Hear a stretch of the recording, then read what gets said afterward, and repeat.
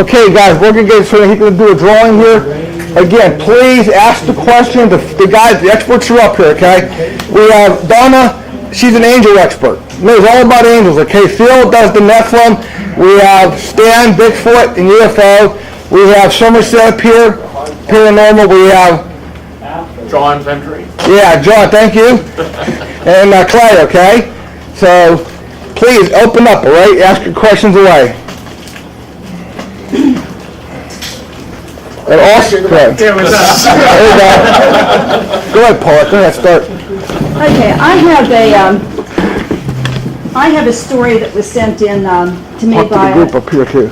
by a young lady from Bedford. Her name was Candy. Her name is Candy Paff, P-F-A-F-F. She lives on 318 East Pitt Street in Bedford. And she sent this story in to me, and I kind of thought this story would be an interesting one to tell. And I talked to this young lady on the phone and everything. She seemed very credible. She seemed very intelligent. So here it goes. Hope I can read her writing because that's why I have my cheaters on here. We had recently moved into a home on Bedford Street in Johnstown, in the Walnut Grove area. And I was sitting in the dining room table studying for a class that I was taking, and my husband was at work, and we had a dog and a cat, and they were both sleeping in the living room, and I could see the dog and the cat sleeping in the living room from the dining room where I was working. Nothing was turned on, no radio, no TV, nothing. I suddenly heard someone walking upstairs, and this was a small single house, one family house. I thought kind of nothing of it, and I thought, well, there's just some wind, even though there was no wind. And I just kind of put it behind me. Then I heard it again a little later. So I went up to check, and there was nothing there. Nothing. There was nothing out of place, nothing had fallen. So I went back downstairs to my studying, but I kept hearing something. Something walking, something climbing the stairs. When my husband came home from work, I didn't say anything to him about what I had been hearing and what I was seeing. And while we were eating supper, I asked if someone was upstairs. And he said, no. Why would I even ask that? And he said that he was aware, that he was not aware that there was anyone in the house. And then I told him about what I'd been hearing all day, and he went and he checked everything, checked all the corners, checked every room. There was nothing there. Now, we had never heard, it's hard to read. Now, we had never heard of, when we were upstairs, we never heard anything. We only heard these noises when we were downstairs. Then one weekend, his mother, brother, and nephew were visiting, and we didn't have room for them all to stay at our other home. So my husband and I were taking his mother over to our other home, the other house that they owned, and a few blocks away, they were going to spend the night there. When we came back to his brother and his nephew, had thought that we had all gone upstairs instead of the fact that we had all left. And they said, you know, there's been someone walking around up there, and we still have no idea of what's going on or who's up there. We didn't think of the young age of his nephew, and we told him that they got so used to this going on that she named this, whatever it was, Harry. Every time we would hear the sound, we would say, Harry, how are you doing? And he would stop moving around. So his nephew got scared, and he wouldn't go to sleep unless we had leave the lights on all night. Well, after we began leaving the lights on in the hall, the light would then be shut off. Then he would come on, we would come up and put the light back on. Then it would shut off again. So one night I says, Harry, stop it. And he stopped it. And this went on till finally they just sold the house. They just couldn't deal with it anymore. And then she ends the letter by saying, I hope you liked my story. It's true. I'm sorry about my handwriting. Okay. And she said, and then she put her name and address, and she said, P.S. We lived in that house for about a month until we sold it. We couldn't take this activity anymore. Then someone bought the house, and for unknown reasons, the stove was turned on, and the house was burnt to the ground.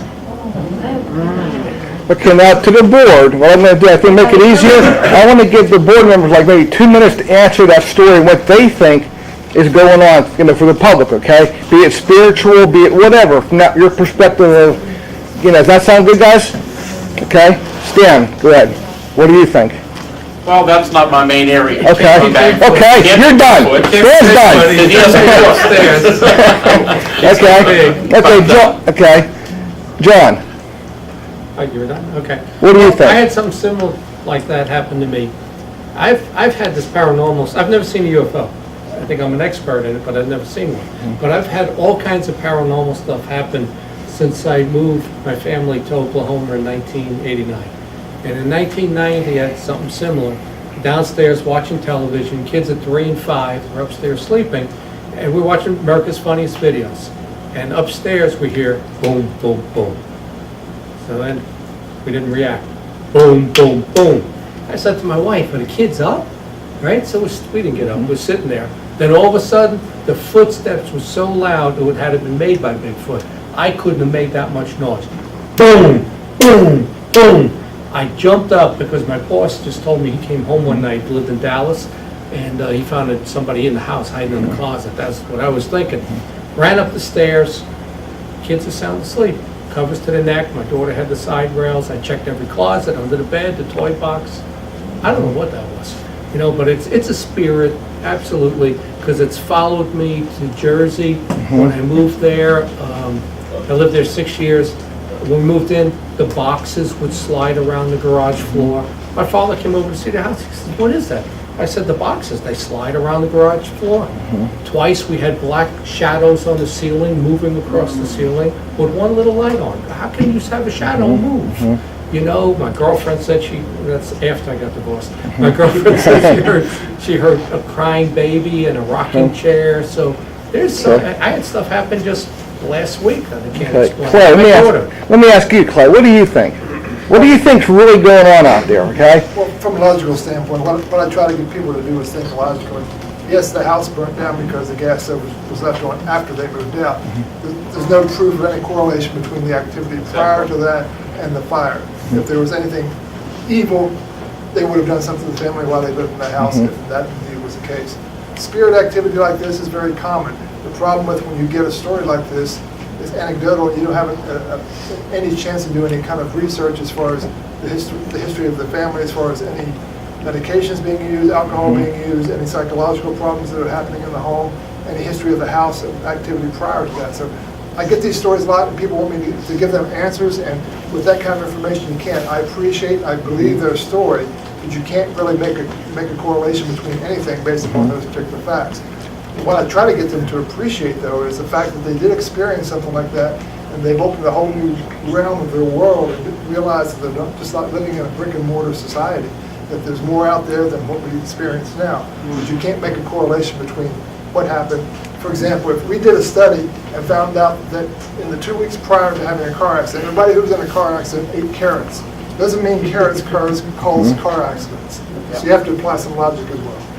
I want to comment because I'll already get a chance to comment. I agree with Clay 100%. As I mentioned when I was giving my lecture earlier today, the high percentage of phenomena, whether it be a paranormal event, a UFO, Bigfoot event, a lot of the stories come in like that. They're anecdotal, they sound quite interesting, but when you begin to investigate and you interview the people and you look at what's going on, many things have an explanation. However, there are some cases that do not. Okay? Right. And I can give you, well, I should tell you, in my early days of research back in the 60s and 70s, I was involved in some paranormal events because the police or other people would call me to come in to look at some of these type of incidents. And I can tell you, my group was involved in probably one of the most bizarre, well-documented poltergeist case ever recorded.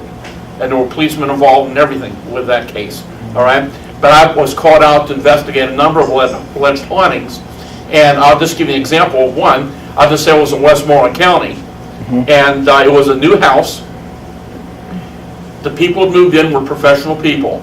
And I'm just going from memory, this is going back many, many years ago. But late at night, the wife would look across the bedroom into the bathroom and would see this glowing ring of light hovering right in the bathtub area, like a glowing green, almost like a luminosity on the watch. Right. Okay? Well, I guess she didn't say much to her husband about it, but she would see this almost every night soon after they moved in, after it got dark. Well, then, I guess somehow she brought up her husband. He said, I've been seeing it too, but I don't want to say anything. So they're only seeing it when it's really dark and their eyes get adjusted to the light, to the darkness. Okay?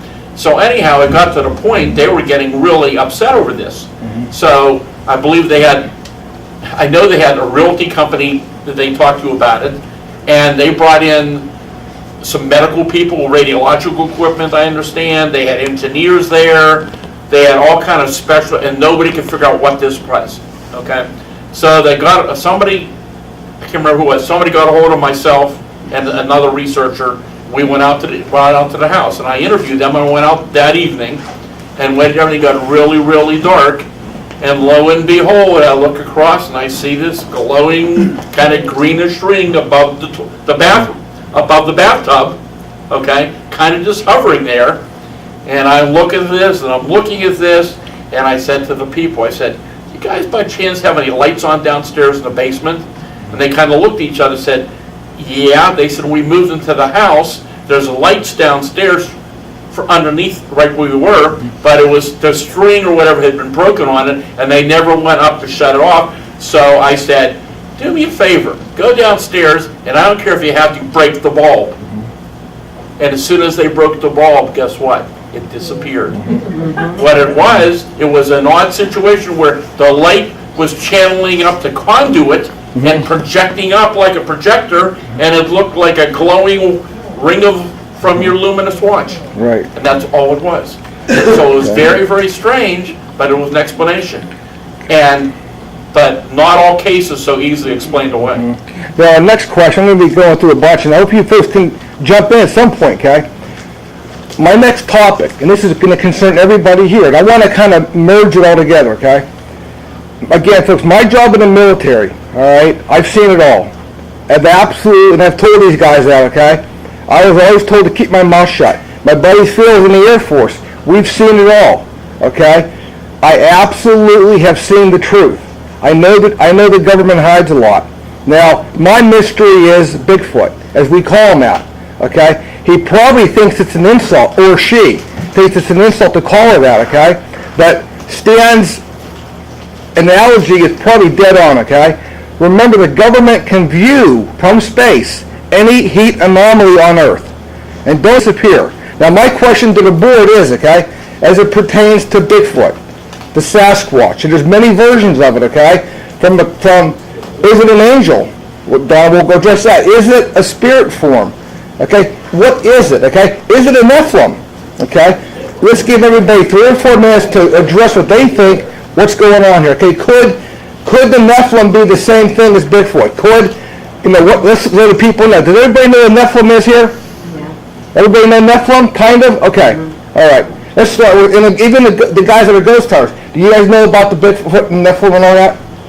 No, Your perspective? Okay, Phil. too much, but We'll start with Phil here, okay? Go ahead, Phil. If you go to Genesis 6:4, it said that B'nai Elohim, that means sons of God, also known as angels, that's the Hebrew for it, says they came into human women and produced offspring. And these offspring were pretty hideous. They weren't these cute little angels that you think of helping people and doing different things, to serve God. They were evil and wicked. And if you read the book of Enoch tells you what happens to them when they die. The spirit that's in them is cursed. And they can't go to heaven, can't go to hell. So they have to wander the earth. But these spirits still have some special abilities because they were created by being half angel, fallen angel. And they also like to mimic human activity and events to make people believe. One that I encountered was pretending to be an 8-year-old girl that broke her neck on a stairway. And it was one of the most hideous demons, which I have a gift of the Holy Spirit of discernment. I was able to see this. And it was one of the most ugliest, hideous things that you've ever seen. It was very, very dangerous. That actually killed 2 people that I knew. So these things aren't nice. And they still exist. And it all started when God threw the angels down from heaven, the ones that fell. 1/3 of all the angels after the war in heaven fell. They were thrown down to Israel in a place called Mount Hebron. Now, if any of you heard of Mount Hebron, that's the landing point for the fallen angels. And when they landed there, they wanted to be more of an abomination to God, and what they did was they started building temples to Lucifer, which now you know as Satan. And the amazing, now that was thousands and thousands of years ago. And the amazing point today, because I always say go back to the future, the scripture says there's nothing new under the sun. What you think you know and invent has already been known and invented. Okay? Things have just been destroyed a few times. You know, when God created the world, He didn't say there was no planet here. He said the earth was void. And if you void a check, what do you do with a check? If you have a voided check, is it not made no good by writing void on it? Well, that's what was here. So there was something here prior to Adam and Eve showing up on earth. But anyhow, from back in the early times, where God threw the angels down, and they did a lot of bad stuff, including impregnation of human women. Right now, as I speak to you, at that same point in Israel, Mount Hebron, right at this moment, your tax dollars are paying for rebuilding that original abomination. Thank you, Mr. Obama. It is paying for that right now. And they're building a reception area for that abomination right now. Now, the amazing thing is speaking of what we all know as UFOs, extraterrestrials, okay, if I drew a line from Mount Hebron 180 degrees towards the United States of America, it lands exactly at Roswell, New Mexico. Exactly. And it's occurring right at this moment. And there have been events that your major news media sweeps under the rug. And there's some things that go on behind the scenes that only the good people that still exist with NASA and SETI, and even sometimes the DOJ, there are still good Christian people inside those organizations that will leak out very